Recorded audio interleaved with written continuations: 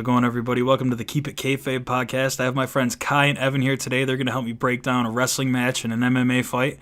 So welcome them. Say hi, guys. What's up, everybody? So the injury bug has hit WWE and the UFC, and the USADA bug is still running rampant. John Jones, Brock Lesnar, and Lyoto Machida, who all failed USADA drug tests, have been removed from the official UFC rankings. John Jones was the interim light heavyweight champion. He's gone. Lesnar was ranked top 10 heavyweight. He's gone. And Lyoto's gone too. In WWE, Bray Wyatt has a leg injury. Big E's out with a groin injury. Nikki Bella underwent neck surgery, and she's still out. She's going to be cleared soon, and she's going to return to SmackDown as a part-time wrestler. WWE women's wrestler Paige is out. She has scoliosis, as revealed on the Steve Austin podcast last year. There's still no word on what's keeping her out, but a shoulder injury may also be keeping her out. Of note, she has some backstage issues because her fiancé, Alberto Del Rio, is going to leave the company in November, and she's reportedly leaving too, so she could be on hiatus right now, sitting out her contract, or she could be legitimately hurt. There's still no word on that. Shelton Benjamin was going to re-sign to WWE for their SmackDown brand. They rebooted SmackDown Live, and they need some younger wrestlers to carry the show. So they were going to sign Shelton Benjamin, who was there 10 years before. Yeah, he was going to be the next big thing, but he left the company around 2008-09 to work on the independent scene. It was just announced that he has a shoulder injury, so he's not going to be coming back. That's a huge blow to his career, and that might be the last time we hear about him in the WWE. Last night we had UFC Fight Night, Rodriguez versus Caceres. Holly Holm was actually shown on screen, and she had a cast on. This is presumably because she shattered her left thumb and she needed to get that worked on. Then we have the Alex Caceres versus Yair Rodriguez. Alex Caceres is also nicknamed Bruce Leroy, so there's that. So if we say Bruce Leroy, please don't get confused. But this fight saw Yair Rodriguez storm down Bruce Leroy and throw crazy flying kicks and Superman punches, but he didn't connect much. Lots of flying kicks. Yeah, so what do you guys think about the fight? I thought it was a lot of theatrics. I mean, very entertaining theatrics, that is, but in terms of substantive damage and all of that, it was a little bit underwhelming. Yeah. It was I mean, as far as fights go in the UFC, I thought it was kind of a weak fight.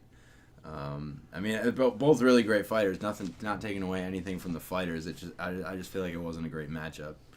Yeah, I definitely feel like either of these guys against someone who wanted to engage would have been good, but you had Caceres, who's a counter-striker, and he wasn't playing Rodriguez's game, and Rodriguez likes to charge in, and Caceres wasn't just going to stand there and get hit, so yeah, it was definitely a decent fight. It wasn't great. Definitely some interesting and unorthodox type spinning kicks from Rodriguez, though. Takedown attempts. A lot of those somersault kicks were pretty interesting, I thought. Yeah, I really think that I think if he was a little older and he didn't waste all that energy, and the times that he did charge in, he connected, he would definitely be able to put a hurting on a lot of people at 145.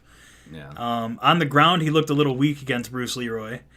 Yeah, he was scrambling out of everything. In the third round, Bruce Leroy actually almost finished him. He was on top mount, and he was pounding down ground to pound, but that didn't really amount to anything. Actually, that's the only round Bruce Leroy won, and a judge still gave 4 out of the 5 rounds to Bruce Leroy, and all the other judges gave 4 rounds to Rodriguez. See, how does that happen though? How does one guy?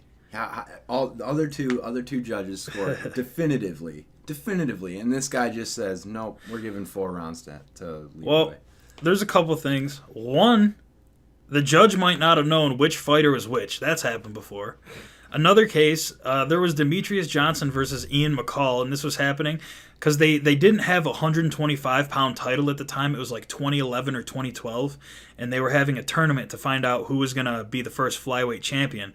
And there was a fight between Ian McCall and Demetrius Johnson, and I'm pretty sure what happened was Bruce Buffer read the judge's cards wrong, or the score wrong, or the judge rendered his score wrong.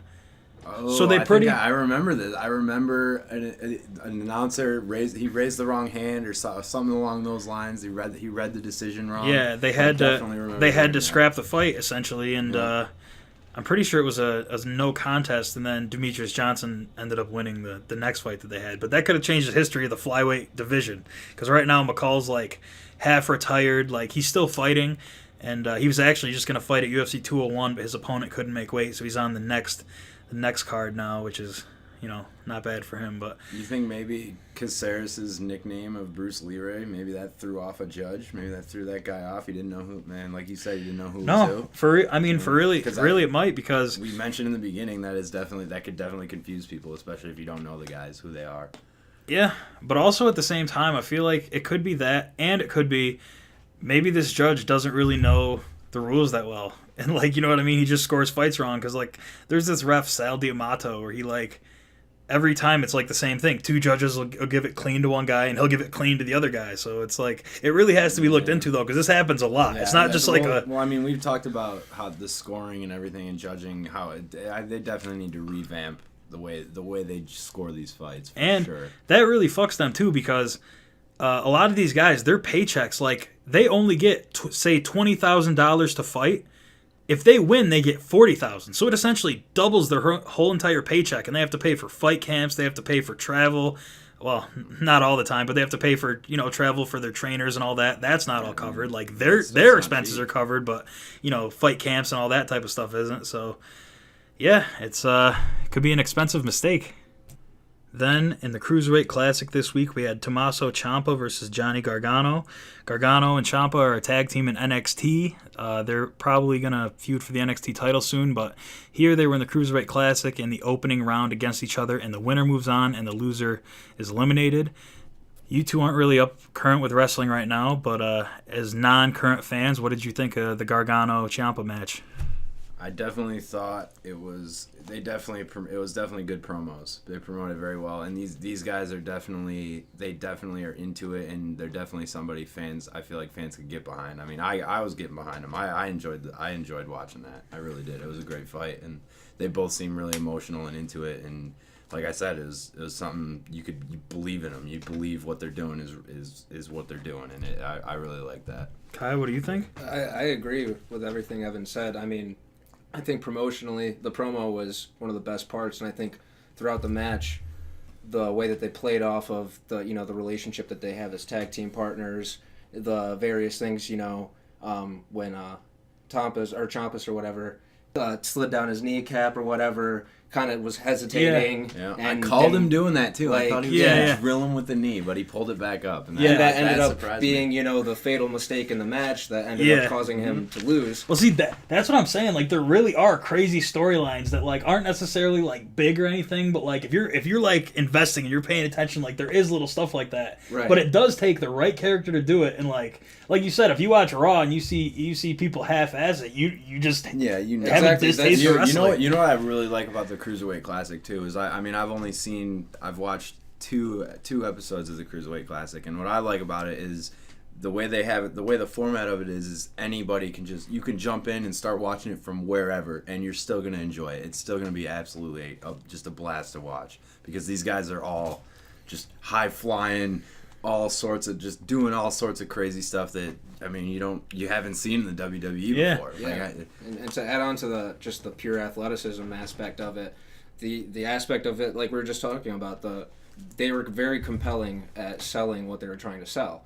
And for me as an outsider, generally speaking, in these realms, that's one of my biggest problems with a lot of wrestlers is the believability aspect of it. With those guys, if they don't believe it, doubt. If they don't believe it, why the hell should you believe exactly. it? If you don't care anyway. And with those guys, there's absolutely no question that they believed it more than anybody else. That wasn't an act really for them. It was, you know what I mean? Yeah. Like I was telling you guys before, I thought this was actually one of the best TV matches I've seen in recent years. And actually rewatching it, the in-ring match wasn't that good. It was a great match. It was probably a 4 to 5, not 5-star match, but probably a 4-star match.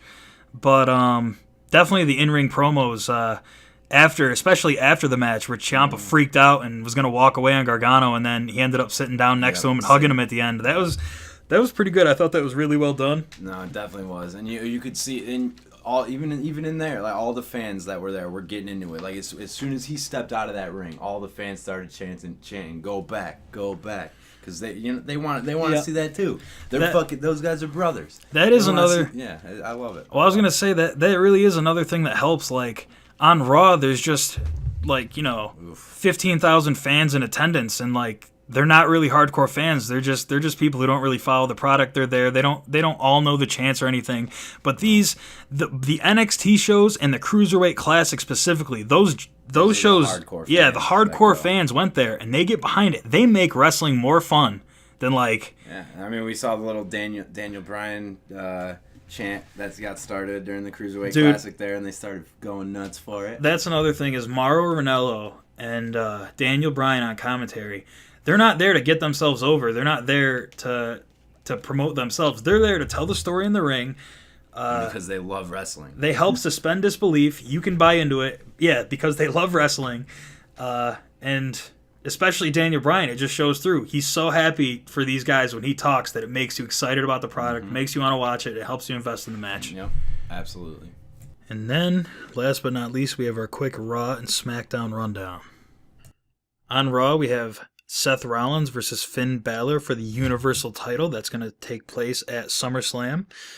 This past Monday on Raw, we have Randy Orton and Brock Lesnar feuding. So during a Paul Heyman and Brock Lesnar promo, Orton cut through the arena and then landed an RKO on Brock Lesnar and then fled the building as the whole roster came out to protect Raw. On SmackDown, we have Dolph Ziggler versus Dean Ambrose. They're going to face for the WWE Championship at SummerSlam.